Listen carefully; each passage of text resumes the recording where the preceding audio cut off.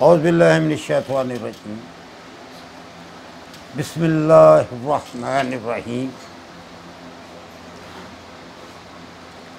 मेरे दोस्तों, हमने वादा किया था कि हम अपनी हर हफ्ते की जो मेरा बयान है, लेक्चर है, जो भी इसको नाम देते हैं आप लोग, डायरेक्ट फेसबुक पर चढ़ाएंगे, यूट्यूब पर भी चलता रहेगा, यूट्यूब पर भी आएगा। मगर हमने अंदाज़ा किया कि फेसबुक से लाइव चलाने से जो लोगों को फ़ायदा था, जितने लोग उस वक्त साथ मिल जाते थे, वो बहुत बड़ा लोगों तक फ़ायदा था। मगर यूट्यूब से हमें लाइक वैक तो मिल सकते हैं, वो कम लोगों तक पहुंचता है। हमारा मकसद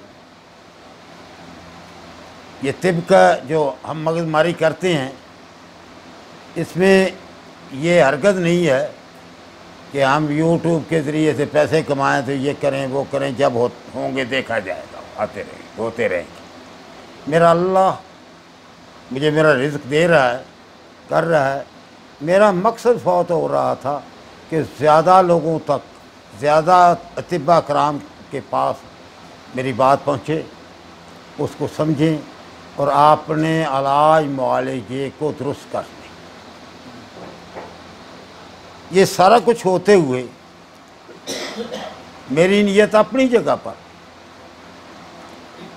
मगर मेरे कुछ दोस्त तबीब, उस्ताद तबीब, पता नहीं उनका क्या मसला है, वो मेरी इस राह में रोड़े अटकाने के हर वक्त रास्ते सोचते रहते हैं कि कैसे इसको रोका जाए, कैसे इसका मुंह बंद किया जाए, कैसे इसकी बात को गलत साबित कर दिया जाए। तो हवाले देंगे, हवाले देकर उसको करना चाहेंगे। आज मैं एक वीडियो सुन रहा था, मेरे लिए वो बहुत मोहतरम हैं, बहुत अच्छे हैं। उनने कानून मुहर्रज़ा अपनी दनिस्त में उनने बहुत मेहनत की है, बहुत खिदमत की है कानून मुहर्रज़ा की। हम भी मानते हैं उनने खिदमत की है, मगर उनकी खिदमत से मखलूक के खुदा को कितना फ़ायदा, कितना नफ़ा, कितना नुकसान, वो तो मेरा अल्लाह ही जानता है। मगर वो जिस मकाम पर हैं, उस मकाम पर होते हुए उनको ज़ेब नहीं देता था। बस ये कोई ऐसी उनने अखलाक से गिरी हुई बात नहीं की, बड़े अच्छे अंदाज में की। मगर वो ये कहते भाई उसकी बात तो सुनो, ये जो कह रहा है क्या कह रहा है, ज़रा सुन तो लो। तो आज जो वो वीडियो सुनी, अफसोस इस बात का हुआ कि हमारी बात को उनने खुद ही नहीं सुना हुआ। किसी के सवाल करने पर, अब जो सवाल उन पर कर रहा है, उस आदमी का मेरे साथ कोई तल्लुक़ ही नहीं है। ना आज तक वो मेरे ग्रुप में है, ना मेरे पास है कभी आया है, ना उसने इसको अच्छी तरह सीखा है।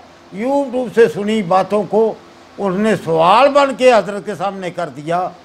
तो हज़रत जो वो बातें कर रहे हैं, वो तो बातें कुछ और कर रहे हैं, जिसका दूर दूर तक मेरे से कोई वास्ता नहीं बढ़ता।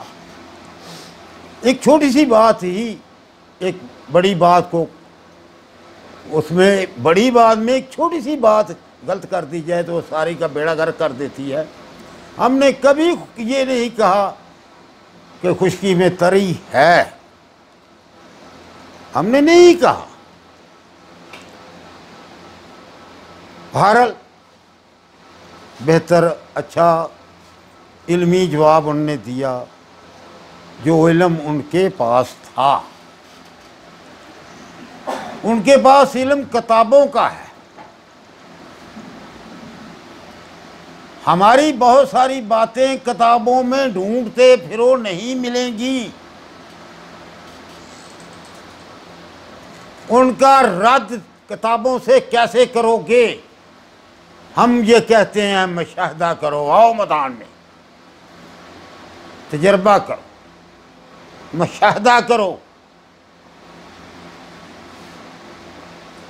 खुशकी पर 1000 साल तक हरारत देकर खुशकी को ख़त्म करके दिखा दो। सिर्फ ये तो नहीं, फलां की ये बात है, ये फलां की बात है, इससे काम नहीं अब चलेगा। बहुत देर तक लोग उलझे रहे, उलझाए रखा गया। हम तो डंके की चोट पर कहते हैं कि खुशकी पर हरारत देकर तजर्बा करें, खुशकी ख़त्म होती है या बढ़ जाती है या खुशकी जल जाएगी। खुशकी को कम हरारत से हरगिज़ नहीं कर सकते आप। सबसे बड़ी बात मेरे दोस्तों मुशाहदा होता है, तजर्बा होता है, एक सोच होती है। सोच पर जब तजर्बा किया जाता है फिर वो जो नताज उसके सामने आते हैं, मुशाहदा होता है, फिर ही नताज ले सकते हैं। ये 2 और 2 4 हैं, यार 2 और 2 ये 2.25 है, 3 है, या 2 और 2 कुछ भी नहीं बचे। किताबों से आप इनके रद्द नहीं कर सकते, मुशाहदे से रद्द करें। खुशकी का अला कायनात में अल्लाह पाक ने तरी ही को बनाया है, ना कि हरारत। आप सब लोगों के सामने है, जितनी हरारत बढ़ती जाती है जिन मौसमों में, उतनी ही चीज़ें खुश्क होती चली जाती हैं, या नहीं? ये एक और असूल को साथ मिलाकर कहेंगे हैं, वो खुश्क कैसे होती जाती हैं? हरारत से तो चीज़ें फैलती हैं। बहुत सारी चीज़ें भाई हरारत से सुकड़ती भी हैं, ये ना समझें। हरारत से हर चीज़ फैलती है। हरारत से बहुत सारी चीज़ें सुकड़ भी जाती हैं। तो हज़रत ने जो बात की कि असाबी उज़लाती में किताब से दिया हवाला कि खुशकी बहुत ज़्यादा होती है, तो प्यारे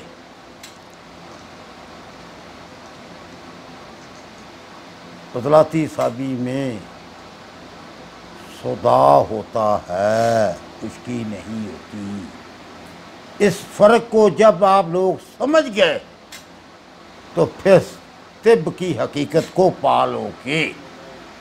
जब तक ये 2 बातों आपकी समझ में ना आई कि तरी हरारत के साथ रह सकती है और सदा को खुशकी कहते रहे, सदा को ना समझ सके सदा है क्या, कभी तिब की हकीकत को ना पा सको।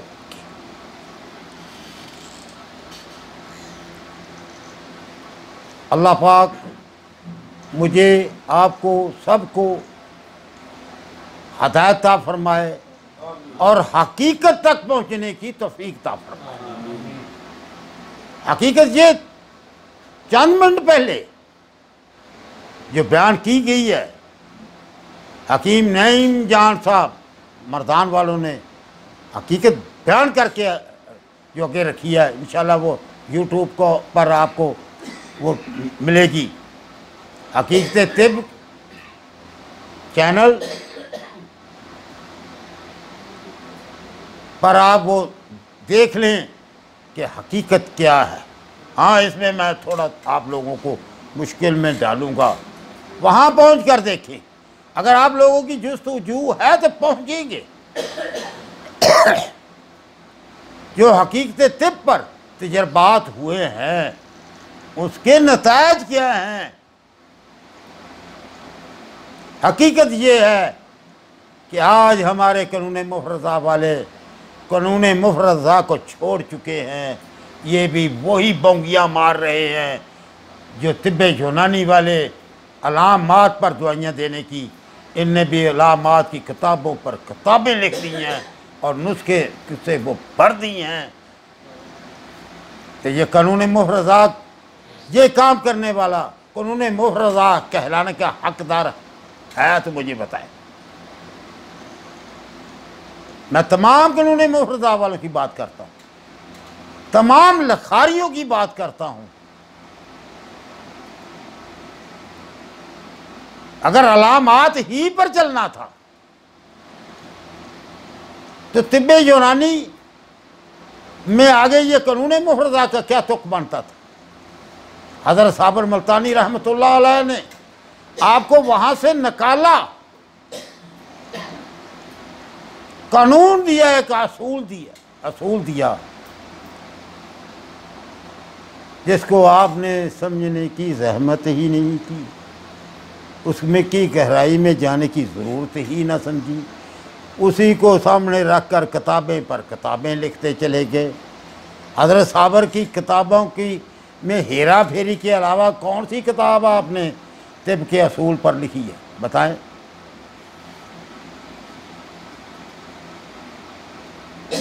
आपको तो किसी को हिम्मत ही नहीं, सिवाय पैसा कमाने के चक्कर के कि पैसा कैसे कमाया जाए, किताबें लिखी जाएं और वो फरोख्त की जाए, वो पैसा आए। जितने लिखारी हज़रत साबर मुल्तानी रहमतुल्लाह अलैह के बाद गुजरे हैं जिन्हें किताबें कानून मुफरज़ा पर लिखी हैं, क्या वो कोई बात कर सके हैं? अगर उसी को इधर उधर करके कानून मुफरज़ा को उलझाना था तो क्या फायदा किताबें लिखने का। कोई बात समझ में जो आ रही थी वो इनने ऐसी ऐसी तशरीह उसकी की, वो समझते आने से भी निकल गई। बहरहाल ये इन लोगों के मामले हैं, अल्लाह पूछेगा हम सबको। जो गलत बात करेगा और जो हकीकत के साथ टकराएगा, ये बात गौर से सुन लें, जो हकीकत के साथ टकराएगा, जो बिल्कुल ऐन फितरत के मुताबिक जिस पर हम मेहनत कर रहे हैं, वो खुद पाश पाश हो जाएगा। या तो अल्लाह उसको हदायत दे देगा, वो उस पर आ जाएगा, तो या फिर वो खुद पाश पाश हो जाएगा, नहीं रहेगा। फितरत से जो टकराता है कभी जीत नहीं सका। फितरत ही गालिब रहती है। बदकिस्मती ये है आप लोगों ने फितरत को मौसम पर ले आए हैं।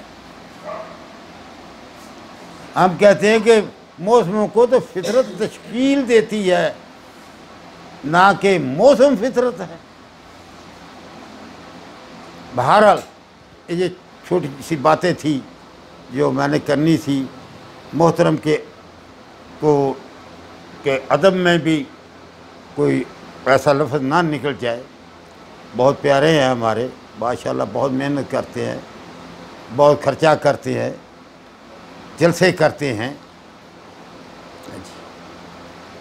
ते पर माशाल्लाह कानून मुर्तज़ा पर बहुत किताबें लिखी हैं, बहुत बेबहार नुस्खे लिखे हैं, और उनके आस्ताने पर नुस्खों की बौछार होती रहती है। फिर भी दावा है हम कानून मुफरज़ा वाले हैं। ठीक है भाई, शेख हैं, शेख का कदम इधर जाए तो ठीक है, शेख का कदम इधर जाए वो ठीक है, शेख को कौन पूछ सकता है। बहरहाल आज हम अपने सबक पर आते हैं। अपने सबक की बात को तो हमने नहीं छोड़ना। बात हमारा सबक चल रहा था अफ़ालो अज़ा पर। अज़ा के फ़ेल क्या है? आज तक जितनी किताबों में अज़ा के फ़ेल को बयान किया गया है वो मरकब अज़ा की बात की है। जैसे मैदा हुआ, अमा हुई, फलां हुआ, वहाँ तो अज़लात व गुदत असाब से वो मरकब है। बहरहाल दूसरी चीज़ों के भी आज तक किसी ने उसलात असाब गुदत के अफ़ाल पर बात नहीं की। हम उस पर बात कर रहे हैं। 3 अज़ाए फ़ेली का हम पिछली क्लास में ज़िक्र कर चुके हैं और 3 बाकी हैं, उन पर आज मुख्तसर कर बात करके उसको पूरा करते हैं, क्योंकि ये बात पहले हमें करनी पड़ गई कि इस मखालफत में आते हैं कि खुश्की का इलाज हरारत से है। हम कहते हैं खुश्की का इलाज तरी के अलावा हो सकता ही नहीं।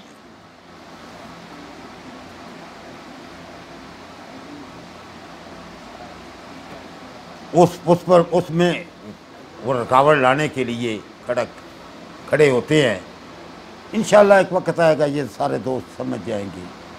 अल्लाह पाक कर्म करने वाला होता है। इन बातों से क्या बनेगा? हम तो कहते हैं आओ मुशाहदा करो, और अलामात की जो हालत है, अलामात के तहत ये जो इलाज मुआलजे ने एक एक चीज़ की अलामत की इनने दवाइयाँ लिखी हैं, फिर भी हम कानून मुफरज़ा वाले हैं। क्या फ़र्क है तिब्ब यूनानी और कानून मुफरज़ा का? कि कानून मुफरज़ा एक असूल के मुताबिक चलता है। हज़रत साबर मुल्तानी रहमतुल्लाह अलैह ने एक असूल दिए। वो असूल जो है वो शुरू होते हैं अज़ाए फ़ेली से। उस असूल को समझने के लिए अज़ाए फ़ेली के अफ़ाल को समझना बहुत ज़रूरी है। ये जो आगे पीछे की हाँक कर हमारे आगे खड़े होते हैं, बात को और उनको हमारी की उनको समझ ही नहीं, पता ही नहीं, खुद से ही एक सोच कर आगे चला देते हैं। तो मेरे प्यारे, मैं एक अर्ज़ करूँगा, हज़रत साबर मुल्तानी रहमतुल्लाह अलैह ने अपने किताबों में वो बाग सजाए हैं जहाँ से आपको बहुत कुछ हासिल हो सकता था। अरे तू ही एक नादां जो चंद कलियों पे कनायत कर गया, वरना गुलशन में अलाजे तंगिए दामा भी था।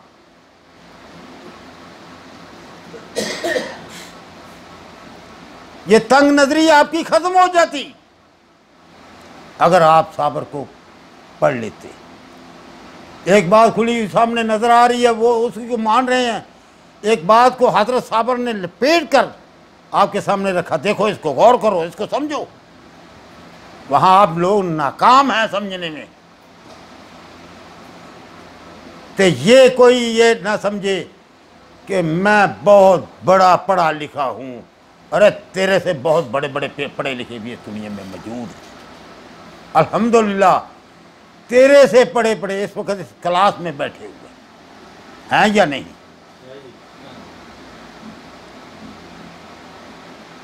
ये मुज़म, ये गरूर, ये तकब्बर इन लोगों को मार गया है कि मैं बड़ा पढ़ा लिखा हूं।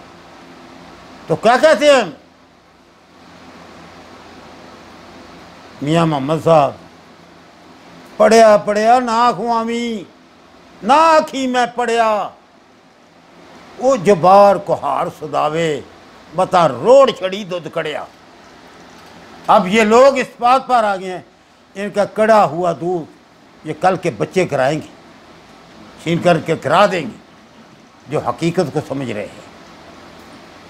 मैं फिर इधर आ गया उस बात की तरफ। अफालो असा अरादी उसलात, हुक्म रसा और गैर अरादी उसलात की बात हो चुकी है। अब है इंसानी जिस्म के अंदर फेली ज़ा में गुददे जाज़बा, वो जिस्म में जहाँ जहाँ गुददे जाज़बा फिट है वो अपना अमल अपनी तनदही से खूबसूरती से अदा करते हैं, जब तक इंसान गलतियाँ करके उसको किसी और रास्ते पर ना चला दे। गुददे जाज़बा एक उज़व है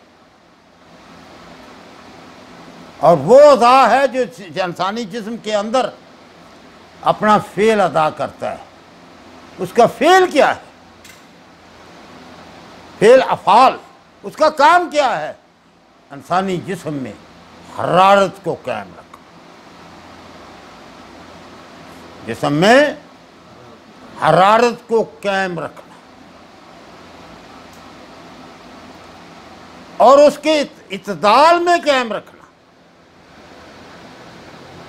जब वो हम इंसान गलतियां करके उसके फेल को तेज़ कर देता है, वो शिद्दत में आ जाता है, जिसको हम अज़लाती गुद्दी शदीद कहते हैं, तो फिर वो बगाड़ पैदा शुरू कर देता है। मैंने अर्ज़ की थी कि मैंने ये टाइम दूसरी बात में ज़्यादा गुजर गया, मुख्तसर बात करूँगा।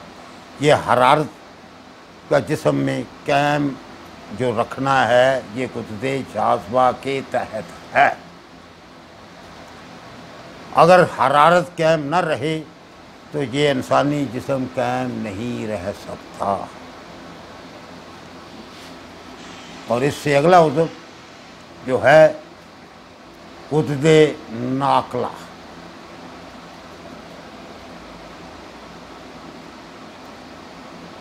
ये पीछे थोड़ी सी मैं अर्ज़ कर दूँ। गुददे जाज़बा में, गुददे जाज़बा हरारत से तैयार है।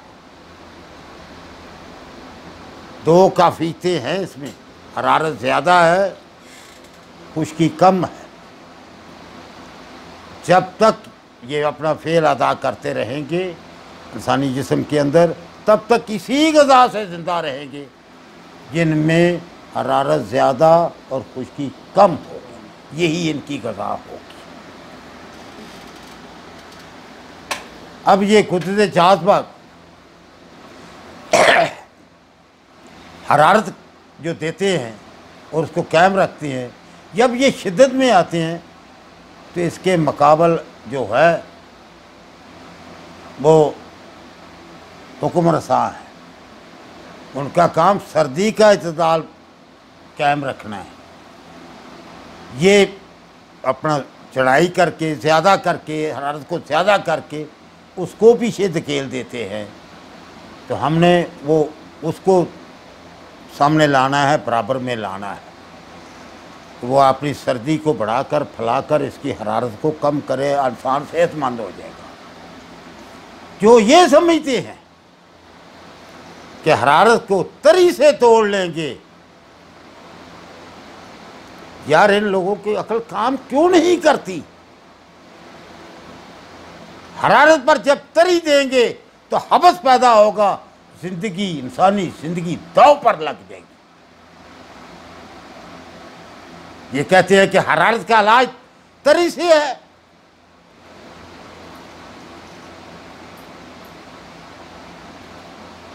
या जो तरी पर हरारत देगा वो भी मरीज पर जुल्म करेगा, जो हरारत पर तरी देगा वो भी मरीज पर जुल्म करेगा। ये तो हजरत साबर मुल्तानी रहमतुल्लाह अलैह को बेचारे समझ ही नहीं पाए।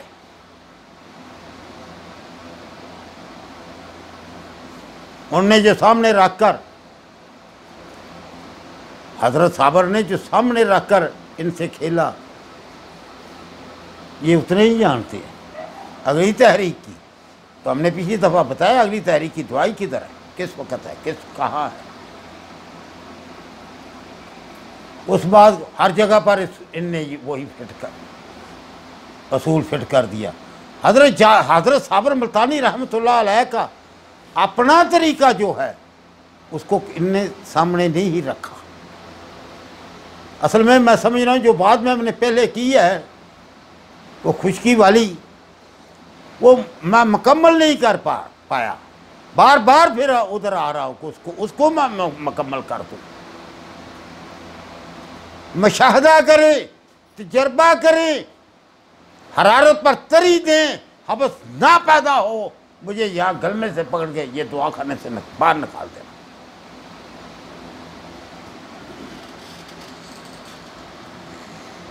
और तरी पर हरारत दें, जिंदगी खतरे में ना आए तो मुझे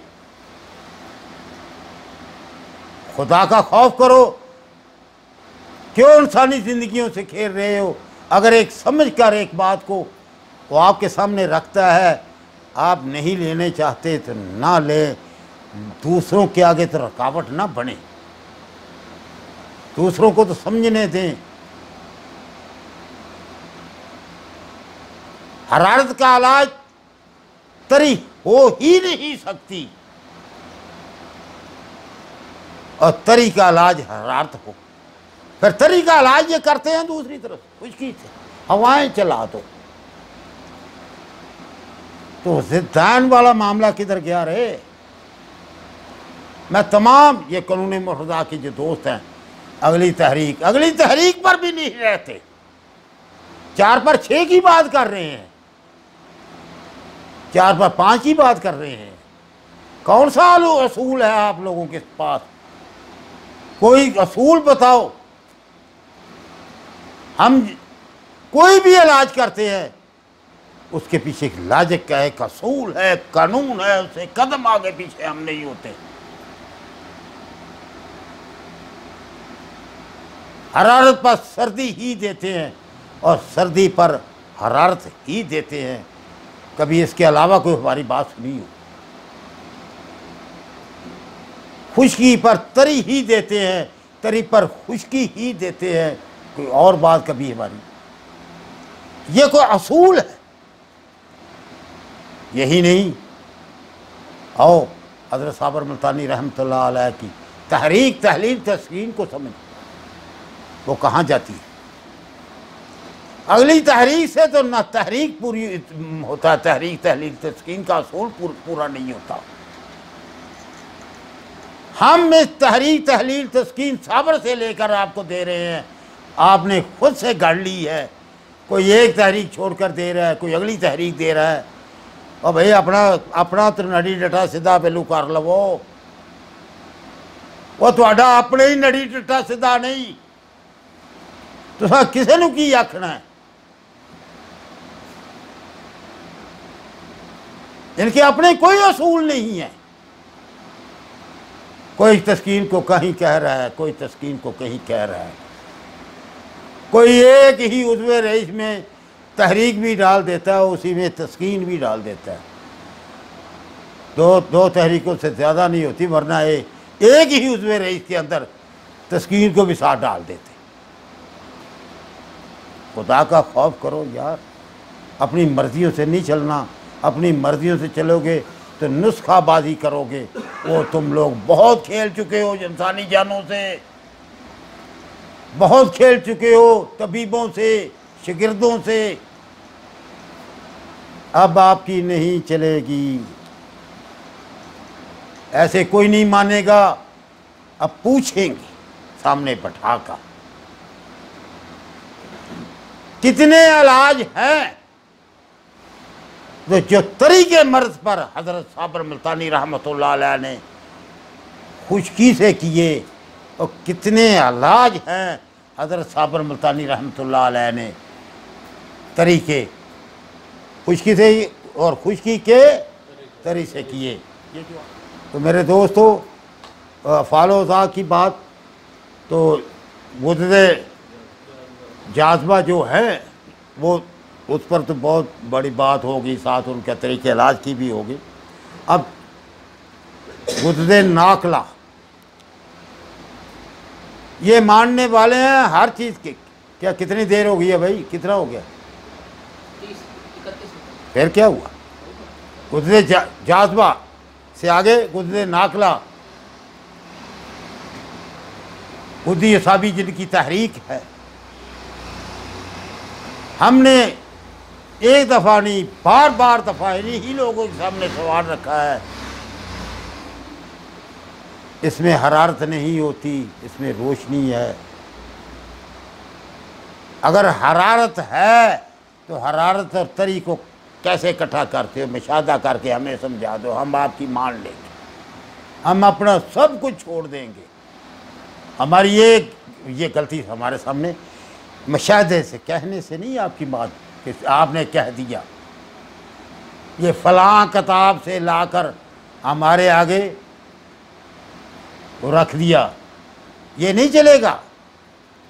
मुशाहदा करें, तरीस हरारत के साथ गुजारा कर सकती है तो हमें दिखा दें। हमें क्या ज़रूरत पड़ी है ये काम कर हर हफ्ते कोई ये महफिल से जाकर बैठकर बातें करते फिरे। उधरे नाकला का काम है जिस्म में सफाई का रखना,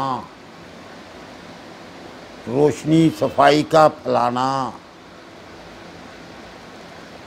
और उसके इत्दाल को कायम रखना, स्याही को गालिब ना आने देना। तो स्याही का काम है रोशनी को ज़्यादा ना बढ़ने देना। रोशनी ज़्यादा बढ़ जाती है तो आँखों को भी ले जाती है। आप लोगों को मुशाहदे में नहीं है, आप लोग नहीं जानते। और जिस्म के अंदर उसकी सफाई को, जो जिस्म के अंदर ऐसे मामलात हैं, ये सब लोग जानते हैं, बताने की ज़रूरत नहीं, आप लोग भी जानते हैं कि इंसानी जिस्म की जो सेल्स है, इनकी उम्र कितनी है। ये मरते हैं, नए पैदा होते हैं। जो मर गए हैं, चाहे वो नज़र नहीं आ रहे, वो किसी चीज़ से भी वो नज़र तो आ रहे, कुछ तो उनका वजूद है। वो डेड लाश है, वो ख़राब होगी, जिस्म ख़राब होगा। ये उसको उसकी सफाई करेगी। इनके अफ़ाल का पता चला। और इससे आगे असाब ख़बर रसां, जो हम असाब हुक्म रसां से शुरू हुए थे, असाब ख़बर रसां,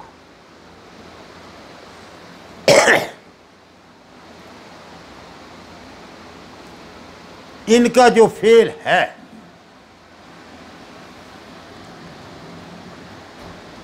वो